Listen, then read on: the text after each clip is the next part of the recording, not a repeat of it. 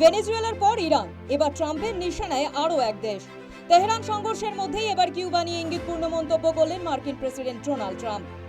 White হাউসে এক অনুষ্ঠানে যোগ দিয়ে মার্কিন প্রেসিডেন্ট জানিয়েছেন, ইরানের সঙ্গে সংঘর্ষ তাড়াতাড়ি শেষ করাই এই মুহূর্তের প্রধান লক্ষ্য তার। এরপরই কিউবা নিয়ে ভাববেন বলে ইঙ্গিতপূর্ণ মন্তব্য করেছেন।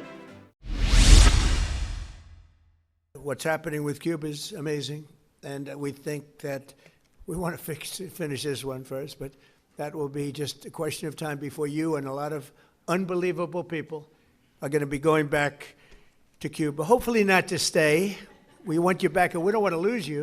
We don't want to make it so nice that they stay.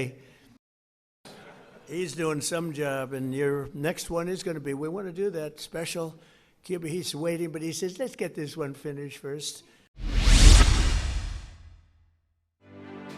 Cuba নিয়ে মার্কিন প্রেসিডেন্টের মন্তব্যকে ঘিরে শুরু হয়েছে জোর জল্পনা।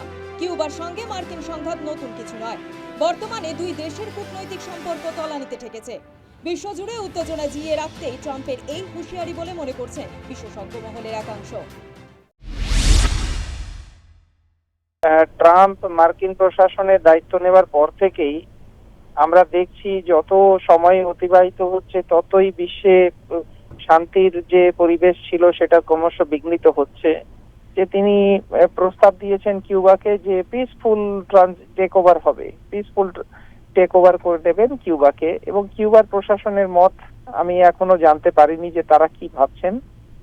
কিন্তু সামগ্রিকভাবে কিউবার অভ্যন্তরীণ পরিস্থিতি এবং অর্থনৈতিক দিক থেকে কিউবা যথেষ্ট এখন দুর্বল হয়ে পড়েছে। কিন্তু তার মানে এই নয় যে কোনো বিদেশি শক্তির হাতে কিউবার মতন একটা রাষ্ট্র, যার এত বড় একটা ট্র্যাক রেকর্ড রয়েছে ফিদেল কাস্ত্রোর সময় থেকে শুরু করে তার পরবর্তী সময়ে, সেই কিউবা তারা পিসফুলি টেক ওভার করে নেবেন, এটা ভাবতেই পারা যায় না। পরে ইরান নিয়ে এখন তো চলছেই, যা এখন যে কিউবার উপরে বলছে, কিউবা কে এত সোজা না। কিউবা উনি যদি বলেও থাকে তো এত সোজা না। তো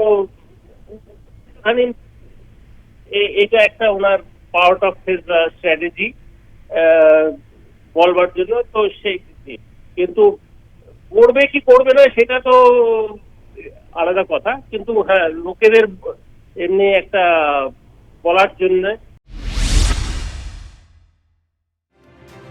ট্রাম্পের মন্তব্যকে ঘিরে ইতিমধ্যেই শুরু হয়েছে সমালোচনার ঝড়। শেষ পর্যন্ত কি কিউবায় আগ্রাসন চালাবে আমেরিকা? এ নিয়ে শুরু হয়েছে জল্পনা। News time.